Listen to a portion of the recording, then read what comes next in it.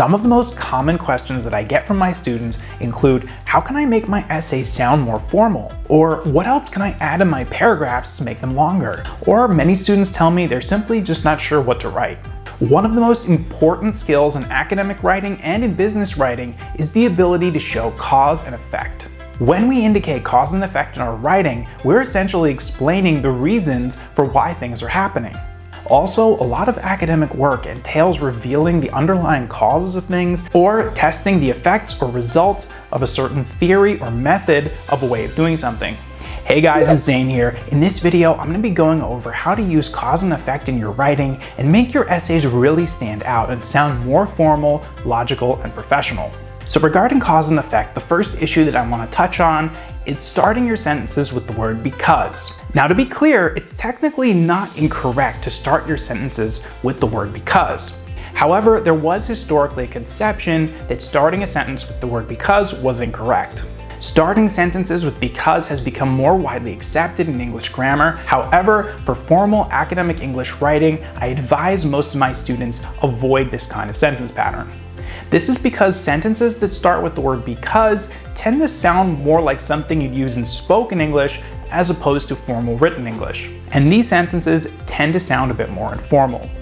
So if we want to make some sentences that indicate the cause of something, we could start with phrases such as due to, as a result of, or owing to. So some examples could include sentences like this. Due to the prolonged drought, agricultural yields have significantly decreased, leading to economic challenges for farmers in the region. Or, as a result of organizational restructuring, the company experienced a substantial reduction in operational costs and a notable improvement in overall sustainability.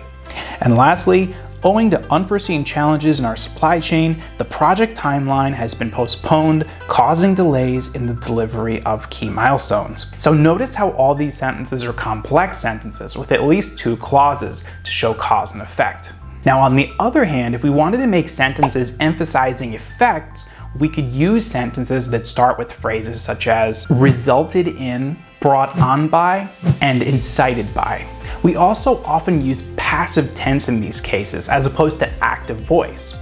We use passive tense more often in situations where we want to say something happened as opposed to someone did something in active voice. So some example sentences could include the following. The implementation of sustainable manufacturing practices resulted in a 40% reduction in carbon emissions, lowering the company's environmental footprint. Or, the economic recession brought on by the global pandemic led to widespread unemployment and financial instability for families worldwide. And lastly, the protest was incited by the government's decision to implement controversial policies, sparking widespread outrage among the population. So if you're having trouble thinking of the causes and effects related to the topic of your essay, I recommend that you try creating a cause and effect table to help you brainstorm a bit.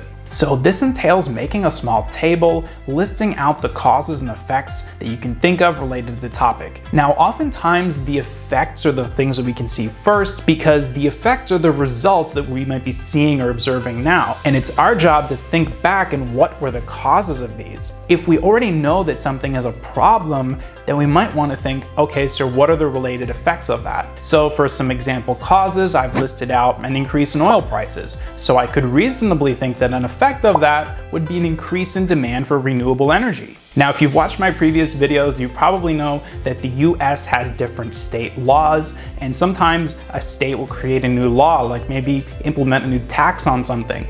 So let's say, for example, a US state created a new tax on tobacco and like cigarettes, for example. So an effect of that might be that people from that state that implemented that new tax might travel to another state and buy tobacco products there and bring it back home because it's cheaper. And for the last one, let's say we've observed that there's an increase in consumer spending. Maybe you're looking at economic data and you see that people are spending more money now, and you're trying to figure out, why is this? Is there some cause behind this increase in spending? So maybe you do a little bit of research and you discover that the government recently implemented a new policy subsidizing the cost of living for families with children. So this therefore means that these people who have kids are getting a government subsidy, and now they have more money to spend on other things, and this has resulted in increased consumer spending. So there's your related cause and effect. So now that we filled out our cause and effect table, we can come back and write sentences based on them.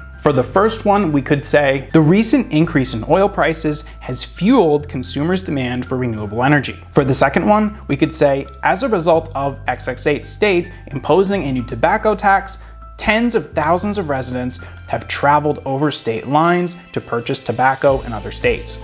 And for the last one, we could say, owing to the government's new subsidy for families with children, consumer spending across the economy has increased by over 15%.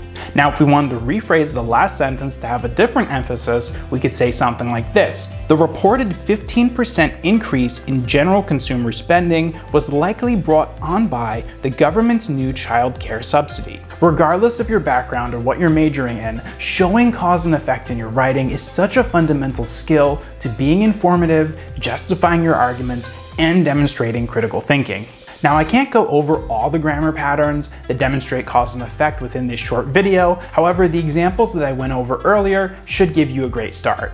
But remember, if you want to show cause and effect in your writing, you need to use complex sentences with at least 2 clauses.